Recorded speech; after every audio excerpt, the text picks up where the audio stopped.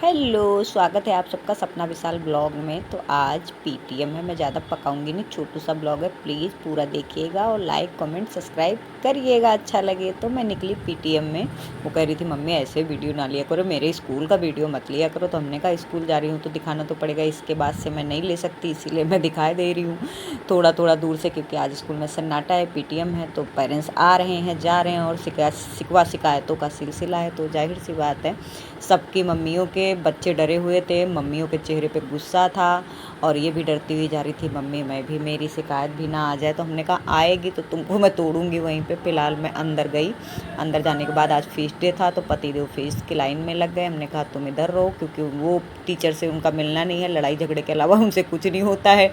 Teachers ने अगर ज़रा सी भी शिकायत कर दी तो फिर पापा की तो मूड गर्म, इसीलिए वहाँ पे पापा नहीं गए।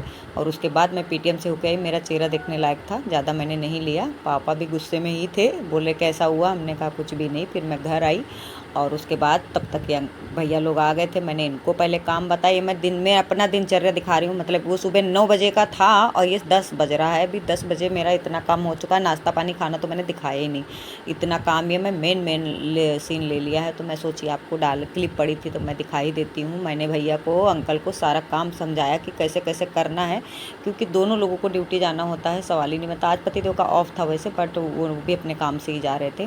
फिर मैंने उनको प्लम्बर भैया को पैसे दिए, क्योंकि टोटी वोटी वाला भी काम है, बाकी सब फिनिशिंग हो रही है, बाकी हो गया, टाइल वाइल का काम सारा खत्म हो गया, इसके बाद पेंटिंग स्टार्ट होनी है। तो मैंने उनको पैसे दिए और हमने कहा आप अपना जाइए सामान लेके आइए। सामान लेने के बाद फिर हम लोग निकल गए काम पे अपने ऑफिस, मतलब हमको पतिदेव छोड़ने गए थे। हमने कहा चलो चाय लेते हुए जाएंगे, अब आराम से बैठ के ऑफिस में पियेंगे, 2-3 लोग हैं। तो फिर पहले मैंने चाय ख़रीदी, चाय ख़रीदने के बाद ये देखिए ये साहब जी वीडियो ले रहे थे। उसके बाद मैंने ऑफिस में काम ख़त्म किया, फिर मुझे पतिदेव लेने आए थे। तो मुझे रास्ते में ना सामान लेना था, टोटी वगैरह ख़रीदनी थी, वहाँ पे चादर भी दिख रहे थे। तो ये नल की टोटी और सावर और बहुत सारा मतलब हार्डवेयर का सामान था, तो वही मैं देखने के लिए निकली, क्योंकि ये टाइम हो रहा था लगभग 6 बजे का, मैं आपको दिखा रही हूँ। हाँ, ये 6 बज रहा था ऑफिस से निकलने, 5:30 बजे तो मैं छूटी ही थी। फिर मैं वहाँ गई, फिर जो है मैंने ये सब सारा सामान अरेंज किया, क्योंकि दूसरे दिन उनको ज़रूरत थी। एक दिन तो वो तोड़ाई कर रहे थे, दूसरे दिन उनको सब फिटिंग करना था। तो मैं पर्चा और पैसे सब डाल के गई थी, वहाँ से छूट के मैं सीधा वहाँ पे गई और फिर भैया एक एक करके सामान निकालने लगे। सामान निकालने में इतना टाइम लग रहा था, मतलब इस समय मेरी दिनचर्या ऐसी जाती कि मैं आपको बता नहीं सकती हूँ, इतनी भाग दौड़। मेरे यहाँ रात को ऐसा कभी कभी होता है कि खाना ही नहीं बनता है, हम इतना थक जाते हैं कि खाना बनाने वाले मेन हम ही हैं। फिर ये चादर मुझे दिख गए, मेरे घर में सारे चादर भी फट गए हैं, कलर चला जाता है और भी काम चल रहा है, उसकी वजह से और भी जल्दी ख़राब हो रहे हैं ना, क्योंकि गंदगी बहुत ज़्यादा रहता, धुलना जल्दी जल्दी पड़ता है। और वो ना बेकार हो गए, कॉटन की चादर थी ना, तो मैं सोची जब इधर से गुजरी रही हूँ तो मैं ले लूँगी, बट मैं अभी बिछाऊँगी नहीं, बिछाऊँगी मैं बाद में। फिर मैं गई अपने फ़ोन में कवर लगवाने, क्योंकि मेरा फ़ोन गिर गया था। फिर मुझे माइक मिली तो पतिदेव बोल रहे हैं ले लो, तुम यूट्यूब पे वायरल नहीं हो रही हो, फेसबुक पे वायरल नहीं हो रही हो, तुम इसको ले लो, साउंड में कनेक्ट करके ब्लूटूथ और माइक में बोलोगे तो तुम वायरल होके ही रहोगे। मैं तुम्हारा साथ दे रहा हूँ, मैं वीडियो बना के यूट्यूब पे डालूँगा और तुमको वायरल कराऊँगा। ऐसे मस्ती कर रहे थे, तब तक वो कवर लगा रहे थे मेरे फ़ोन में।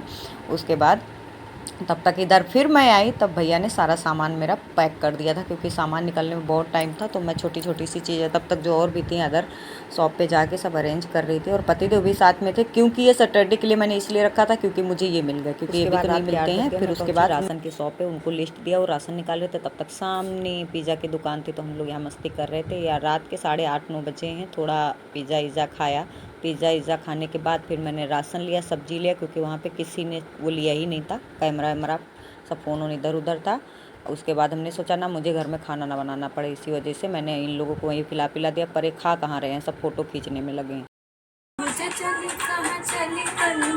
मेरे यहाँ खेतों में कुंवारी छोरी जाती नहीं, ओही ऐसे लड़के समझो लाते हैं।